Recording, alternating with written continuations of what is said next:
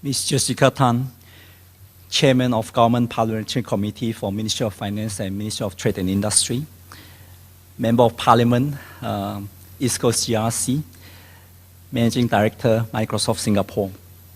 Distinguished panelists, ladies and gentlemen, a very good morning to all of you.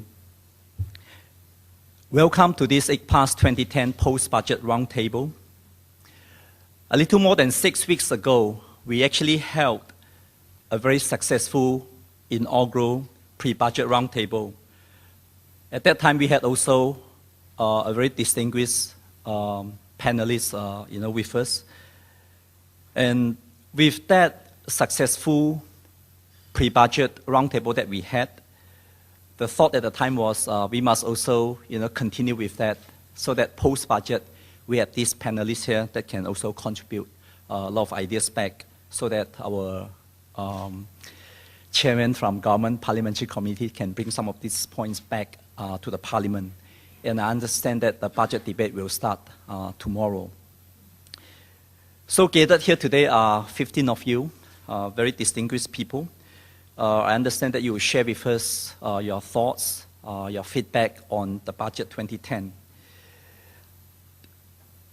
The budget 2010, as presented by Minister of Finance, Mr. Tharman, in the Parliament just last Monday, he actually said this budget is to position the government so that going forward in the next decade, we can have a stronger economy.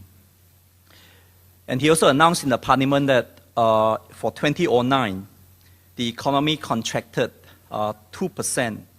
But in fact, he said that it was better than the earlier prediction of over 2%.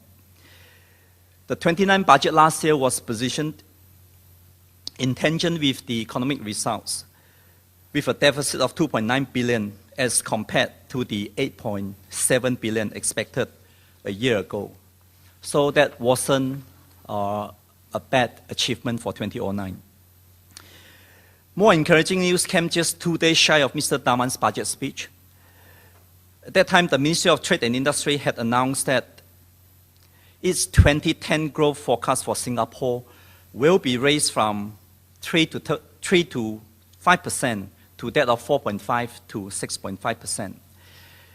This comes against a backdrop of a stronger than expected global economy, increased world trade flows, robust recovery in Asia led by China, and a surprisingly strong improvement in the US economy.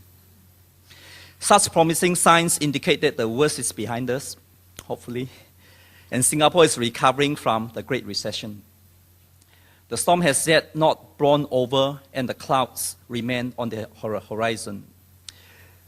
Will the global economy be thrown off balance again once governments withdraw their stimulus package, like what we have seen in a few other countries? Will the looming credit trouble in Greece and Spain spread and cause the wave of sovereign defaults around the globe? Our government has accepted the key thrust of the Economic Strategies Committee's recommendation.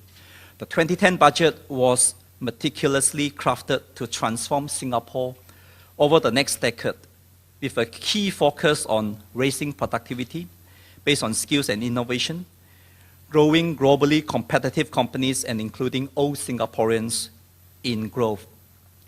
Now I believe around this table we'll discuss heavily on these three areas. Just let me very, very quickly in a few lines to mention about these three areas. First one is raising productivity. The goal is to increase productivity by 2 to 3% annually over the next 10 years via a three-pronged approach as laid out by Minister for Finance, Tharman.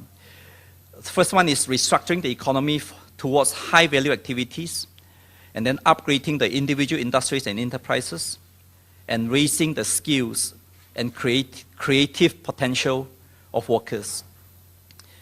He said if we achieve this goal, Singapore will be able to sustain a healthy rate of economic growth of 3 to 5% a year. Real incomes will increase by 1/3 in 10 years, and the lower income earning citizens are uplifted All these actually sound very encouraging. The second thrust is growing globally competitive companies. Earlier, Deputy Chairman and Executive Director of the Government of Singapore Investment Corp, Dr. Tony Tan, said that Asia could see a golden age in the next decade with emerging markets like Brazil, Russia, India, and China. In short, we call this BRIC.